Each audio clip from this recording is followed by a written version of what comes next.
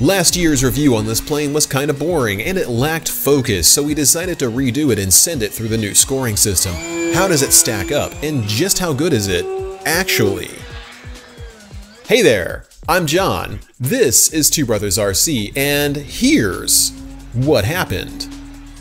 It's $240 and it's the cheapest trainer you're gonna get for 3D flying. This is the FMS MXS 1.1mm 3D monster. When I said that it's the cheapest trainer you're gonna get for 3D, I mean one of the cheapest planes that isn't a profile. The MXS is a perfect intro to 3D flying for people wanting to dip into 3D and see what it's all about. Let's update last November's review and give it an actual score that isn't pulled out of my arse this time, using metrics that apply to smaller 3D airplanes. Landing gear, flight time, agility, fit and finish, and avionics and lighting. MXS hits all of my criteria for agility. It has no issues flying in the runway corridor, where one wrong move can mean hitting a tree, or worse, yourself. It doesn't fight 3D inputs, although it does feel squirrely and hovers. I definitely recommend running a gyro with it. No, not one that flies the plane for you, just a simple rate gyro that makes tail-heavy centers of gravity possible to fly. Harriers are completely free of wing rock, inverted or upright, it does not matter. If you love Harriers, the MXS is the plane for you. It'll do them all day long, up until your battery runs out because you're an idiot who forgot to pay attention to your voltage telemetry. Womp womp. Battery died. Oh, huh. Flight pack 7.8 volts. Ran it down. It is XA capable, meaning extreme aerobatics. It'll do tumbles that are almost as good as the ones that you see bigger airframes pull off. But it's a smaller airplane, so the recovery on some of those maneuvers can be a bit squirrely. Watching me on YouTube performing these maneuvers is one thing, but did you know that we've published tutorials on learning to fly 3D? Watch our tutorials on flying 3D linked below, and if something doesn't make sense or you want to just learn more about it, or you just want to chat with us, join up on our Discord server and we'd be happy to help you out. Like any skill, you'll get more out of 3D the more time you dedicate to practicing it. Hop into one or all of our 3D tutorials and learn how to fly. Like I said, MXS hits all of my criteria for agility. That's awesome, but what about flight time? MXS is designed to run on 3-cell batteries. That is a huge plus. The lighter wing load of smaller batteries means that you have a more capable airframe that costs less to operate. I averaged 6 to 8 minute flight times using SMC 2200 packs. The battery that I ran dry was an SMC 1800 pack, and that was good for up to 6 minutes of spirited 3D flying.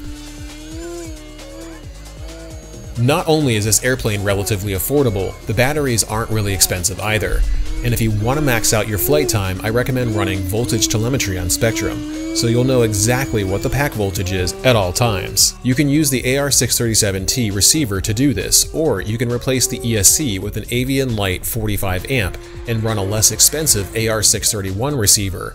All of this equipment is linked below. If you're curious about setting it up, hop on Discord. That's also linked below too. If you're in Europe and you want to try SMC batteries, reach out via their Contact Us form and you might be able to arrange a shipment. Take it from me, these are the best packs on the market. Don't miss out. The worst anyone can do is say no.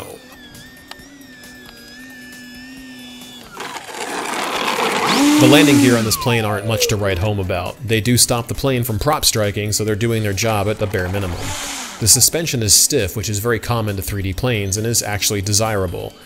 The wheels are rattly and noisy on top of being stiff, so that's 1 point off. Otherwise, the gear setup is both light and low maintenance.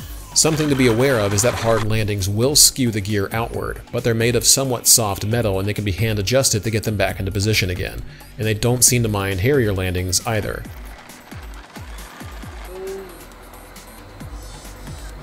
The plane's paint job is really nice, and it is fully painted in a very odd departure from the norm for FMS.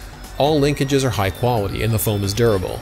Assembling the MXS takes a couple of minutes. It's super easy to put the wings on and screw them in, but make sure that you screw them in, because if you don't, you'll get screwed.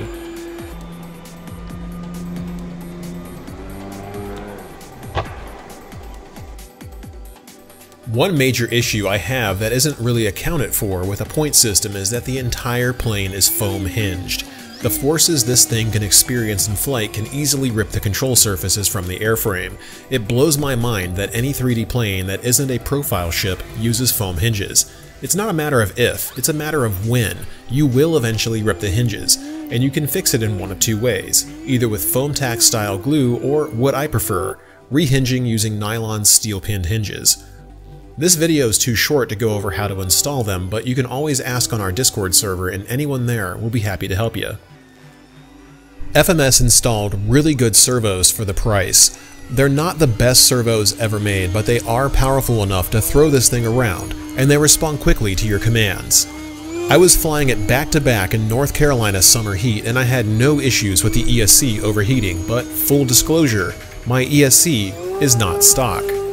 I'm running an Avion 45 amp from Spectrum for voltage telemetry. Other 40 amp ESCs have been hit or miss, though I haven't heard of anyone burning up this plane's ESC from normal flying yet.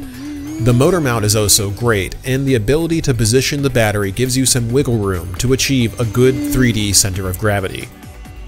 Overall, the FMS MXS scores 23 out of 25. That's definitely a very respectable score, and it's hard to argue with the price. I know some guys get annoyed when I say affordable in the context of model aviation, and then I get an eyeful in the comment section below about how $200 is actually not affordable at all, really. We live in a world where a good woody 3D plane costs upwards of $1,000. In comparison to that, $200 is actually pretty affordable, relatively speaking, and if $200 is your breaking point, buying foam airplanes from hobby companies might not be the part of the hobby that meets your budget. I'm not trying to make fun of anyone when I say that, I'm just saying that there should be realistic expectations for the hobby. Anything that flies tends to be expensive. The bigger it is, the more expensive it gets. That said, here's some real-time thoughts to close out this vid.